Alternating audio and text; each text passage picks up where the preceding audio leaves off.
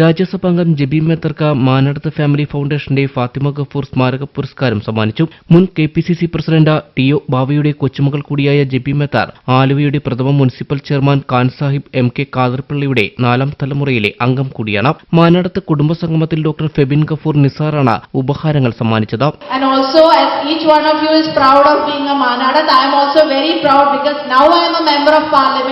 But as 3-term municipal councillor of Aluva municipality, each day I step into Aluva municipality, I used to be proud. And as vice chairperson, I used to think, Khan Sahib, Papa, okay, I am the one who has made it to Aluva municipality. And as the first, he was the first chairman. So I thank you. And also one word, Jayaska made a good presentation, and in that he said that this is just a few of the champions. I agree with him totally, because I heard from my mother and I've seen it also that Manadath സ്ത്രീകൾ വളരെ powerful ആയിരുന്നു, very enterprising ആയിരുന്നു എന്നുള്ളത്, including my grandmother Khadija. So I've heard the stories of growing up, seeing them, that the hard work they do.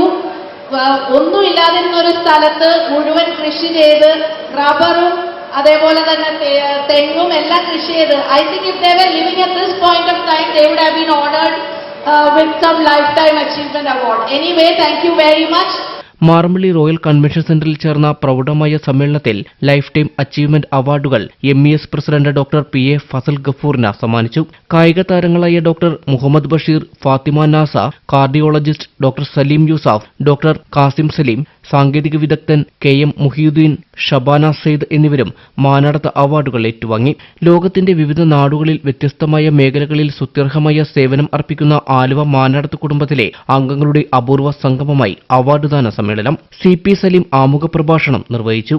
MA Muhammad, MA Abdulla എന്നിവർ ചടങ്ങിൽ സംബന്ധിച്ചു.